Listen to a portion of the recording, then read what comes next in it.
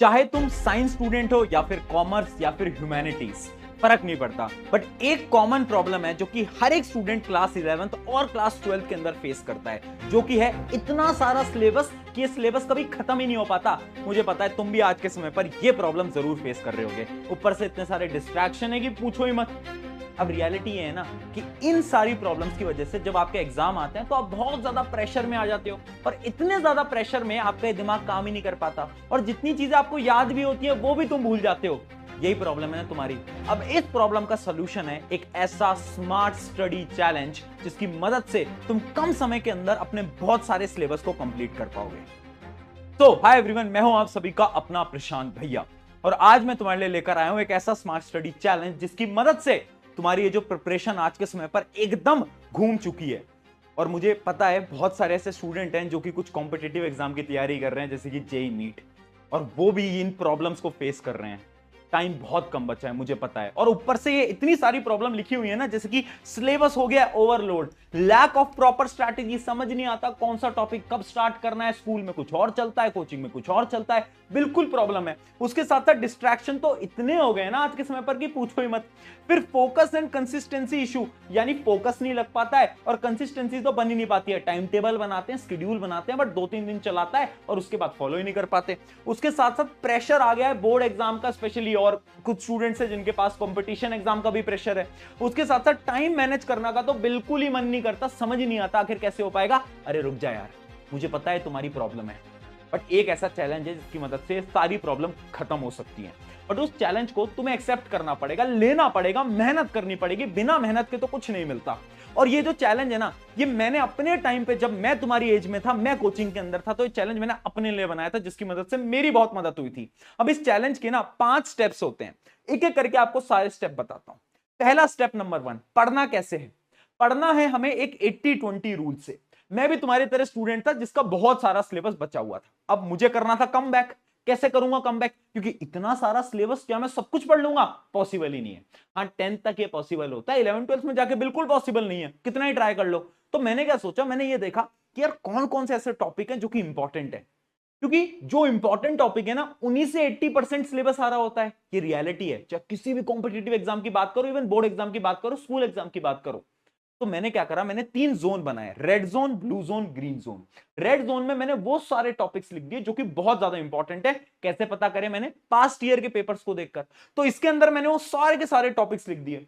फिर green zone वो वाला सेक्शन है जिसके अंदर थोड़े कम इंपॉर्टेंट टॉपिक हैं, यानी इनके सवाल आते तो हैं बट कम आते हैं। और लास्ट आया ग्रीन जोन, जिनके सवाल मुझे बहुत ही कम देखने को मिले।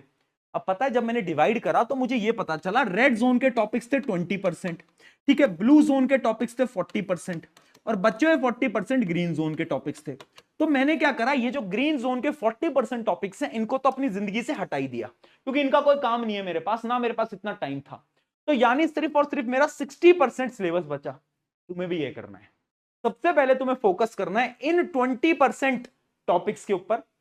उसके बाद तुम्हें इस ब्लू वाली लाइन को स्टार्ट करना है, ठीक है। जितना टाइम है उसके अकॉर्डिंग तुम्हें प्लान करना है, और अगर बहुत टाइम है तो ये तीनों भी कर सकते हो, कोई दिक्कत वाली बात नहीं है। अब कैसे पढ़ना है, तो मैंने क्या करा, मैंने अपने दिन को 3 भाग में तोड़ दिया, क्योंकि यार देखो, एक इंसान 2-3 घंटे से ज्यादा पढ़ नहीं पाता है, रियलिटी है, कॉन्टिन्यूसली, है ना। तो मैंने अपने दिन को 3 पार्ट में तोड़ दिया, 2 घंटे, 2 घंटे, 2 घंटे। अब अगर तुम स्कूल भी जाते हो, कोचिंग भी जाते हो, सेल्फ स्टडी का टाइम ही नहीं मिलता, तो एटलीस्ट 3 घंटे तो निकालने पड़ेंगे। तो तुम अपने दिन को 1 घंटे, 1 घंटे और 1 घंटे के अंदर भी तोड़ सकते हो, जैसे तुम्हारी मर्जी है। बट टाइम निकालना पड़ेगा यार। अगर तुम किसी एग्जाम, कॉम्पिटिटिव एग्जाम की तैयारी कर रहे हो तो 6 घंटे पढ़ना पड़ता है। मेरे कोचिंग के टाइम पे ना, जब मेरे टीचर मुझसे 11th में बोला करते थे कि 6 घंटे पढ़ना पड़ेगा, मैं हंसता था। बट 12th क्लास में आके मैं ही पढ़ रहा था 6 घंटे। ये बहुत बड़ी रियलिटी है। तो शायद बाद में समझ आता है, बट तुम्हें आज समझ आता है, बहुत इंपॉर्टेंट है।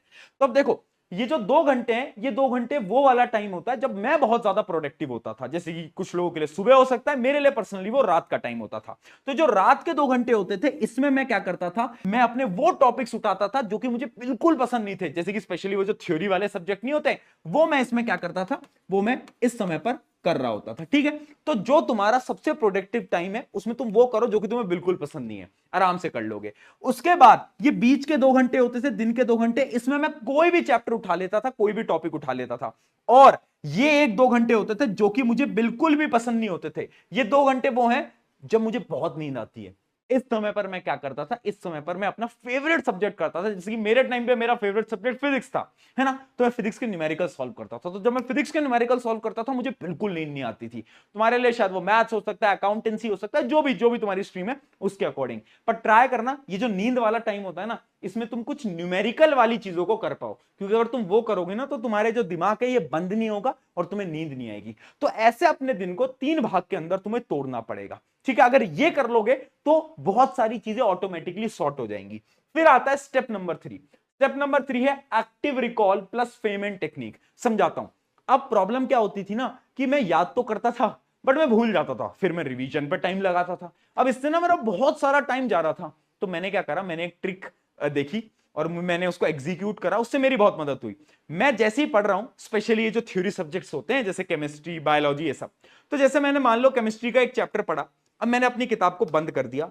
अब मैं सिर्फ और सिर्फ 10 मिनट अपने लगाऊंगा। उस 10 मिनट के अंदर मैं आंख बंद करूंगा और मैं इमेजिन करूंगा अभी तक मैंने क्या क्या पढ़ा। मैं अपने दिमाग के अंदर सब कुछ रिकॉल कराऊंगा। और अगर रिकॉल नहीं करवा पा रहे तो ऐसे समझो कि आप सामने आपको कोई बैठा है और आपको उसको पढ़ाना है, तो आप 10 मिनट के अंदर फटाफट वो सारी चीजें पढ़ा दो जो कि आपने अभी पढ़ी थी। अगर आप इतना कर लेते हो ना, तो पता है क्या होता है, ये जो रिवीजन वाली प्रॉब्लम होती है खत्म हो जाती है। सिर्फ 10 मिनट हर स्टडी सेशन के बाद आपको 10 मिनट देने हैं, और इस 10 मिनट से पता है क्या होगा, आपके 3 से 4 घंटे बच जाएंगे। ये 3 से 4 घंटे कब बचते हैं, जब हम हफ्तों बाद, महीनों बाद जब हम रिवीजन करते हैं ना और हमें कुछ याद नहीं होता, तो हम पूरे के पूरे नोट्स पलटते हैं, वो सब करते हैं, वो हरकतें करना बंद हो जाएगी अगर तुमने ये 10 मिनट हर रोज दे लिए तो। मुझे पता है थोड़ा मुश्किल है, बट अगर ट्राई करोगे ना तो इससे बहुत मदद होती है। मैंने अपनी 12th में करा था, तुम आज से कर लोगे तो तुम्हारी बहुत मदद हो जाएगी। फिर आते हैं इसके स्टेप नंबर 4 पे। स्टेप नंबर 4 क्या है, स्मार्ट नोट्स मेकिंग। अब पता है क्या है कि मैंने ये देखा था कि कोचिंग के अंदर, स्कूल्स के अंदर बच्चे ना नोट्स बहुत सुंदर सुंदर तरीके से बनाते थे, टाइम वेस्ट करते थे। जब मैं कॉलेज में आया ना अपने, तो मुझे पता चला कि यार नोट्स बनाने की तो शायद उतनी जरूरत भी नहीं है। मैं समझाता हूं कैसे। मान लो मैं किसी का लेक्चर देख रहा हूं, मैं पढ़ रहा हूं, तो मैं अपने साथ में एक नोटबुक रखता था और उस नोटबुक पे जो भी मुझे इंपॉर्टेंट लग रहा है, जो मेरे लिए इंपॉर्टेंट है, वो मैं सारी चीजें कीवर्ड की फॉर्म में लिखता जाता था, यानी आसान भाषा के अंदर। वो नोट्स में ऐसे बनाता था कि सिर्फ और मैं ही पढ़ सकता हूं, ठीक है। तो यानी एक इतने बड़े लेक्चर जो कि 2 से 3 घंटे का हुआ करता था, उसको मैं 3 या 2 पन्नों के अंदर खत्म कर देता था, क्योंकि मैं सिर्फ वही लिख रहा हूं जो कि मुझे पता है इंपॉर्टेंट है और मेरे लिए इंपॉर्टेंट है, मुझे सारी चीज समझ आनी चाहिए। तो सारी की सारी चीजें मैंने उसमें लिख ली। अब मान लो मेरा कुछ दिन में एग्जाम है, तो वो जो 3 पन्ने हैं ना, मैं वो उठाता था, देखता था देखता था देखता था, खत्म। इससे हुआ क्या कि ये जो तुम वापस से 50 पन्नों के नोट्स को उठाते हो, वापस से रिवाइज करते हो, उससे बच जाओगे। ये मैं उन स्टूडेंट्स के लिए नहीं बोल रहा हूं जो कि ट्यूशन वगैरह में जाते हैं। ट्यूशन वगैरह में जाते हो तो उधर तो तुम्हें पूरे नोट्स ही बनाने पड़ेंगे, वहां कुछ नहीं कर सकते। लेकिन मैं उन लोगों के लिए बोल रहा हूं जो कि मान लो कभी यूट्यूब पे आ रहे हैं पढ़ने के लिए, है ना, और उसमें भी 15-15, 20-20 पन्नों के नोट्स बना रहे हैं। कोई सेंस नहीं होता। लेक्चर देखकर नोट्स नहीं बनाए जाते, और बनाने तो ऐसे बनाने होते हैं, ठीक है, ऐसे नोट्स बनाए जाते हैं। बट हां, अगर तुम किसी कोचिंग में ही हो, पूरा डिटेल में पढ़ रहे हो, तो फिर तो आपको डिटेल वाले नोट्स बनाने पड़ेंगे, वो तो तुम्हें पता ही है। बट ये नोट्स अगर तुम बना लोगे, इससे बहुत आसान हो जाता है, ठीक है। और फाइनली एक चीज आ जाती है, वो क्या है, 5th रिवीजन हैक।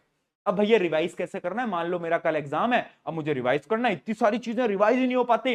प्रॉब्लम क्या है ना, प्रॉब्लम वही तुम्हारे नोट्स हैं। ये जो 50 पन्नों के नोट्स बनाए हैं, कैसे रिवाइज करोगे। तो इसका एक हैक तो ये है कि या तो तुम ये जो मैंने तुम्हें बताया ना 2 पेजर 3 पेजर ऐसे शॉर्ट नोट्स बना लो, और अगर ऐसे नहीं बना सकते, एक ट्रिक मैं बताता हूं। ये मैं फॉलो करता था, बट ये हर सब्जेक्ट के लिए एप्लीकेबल नहीं है, कुछ कुछ सब्जेक्ट्स में तुम कर सकते हो। क्या है, जैसे कि क्वेश्चन की मदद से रिवाइज करो।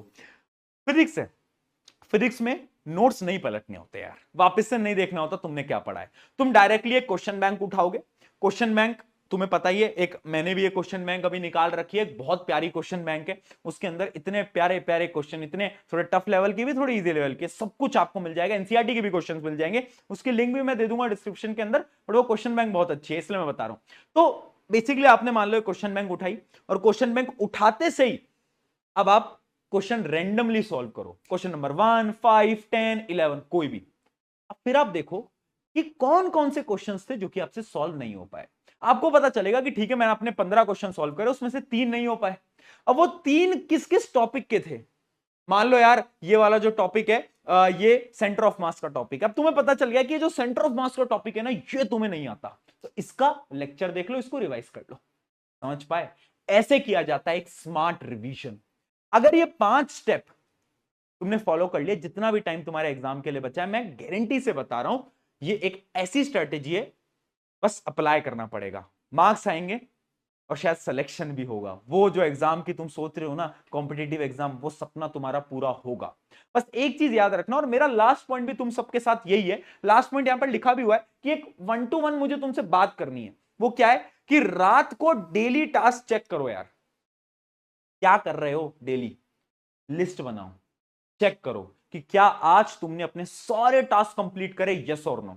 खुद से ना गद्दारी नहीं करनी है, खुद से हमें झूठ नहीं बोलना है कि आज तो पता है क्या हुआ था, आज तो ना मेरी तबीयत खराब थी इसलिए मैंने नहीं पढ़ा, आज मुझे रिश्तेदार के पास जाना था इसलिए नहीं पढ़ा। ये झूठ है, अब ये झूठ नहीं चलना चाहिए, खुद से सच्चा रहना है। दुनिया को बोल लो ना यार, पापा नंबर क्यों नहीं आए, मुझे पता है तुम्हें बहाने लगाते हो, पापा नंबर इसलिए नहीं आए क्योंकि ऐसा हो गया था वैसा हो गया था, खुद को, खुद से नहीं।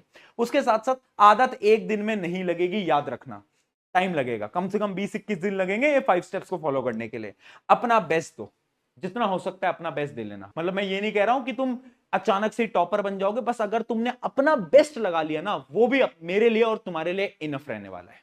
ठीक है, अब जाओ मेहनत करो, अपने एग्जाम्स को बेहतरीन बनाओ। ऑन दिस नोट, शुक्रिया एवरीवन, मैं हूं आप सभी का अपना प्रशांत, मैं तुम्हारे साथ खड़ा हूं। 11th के सारे लेक्चर आ रहे हैं फिजिक्स के यहां पर। Take care.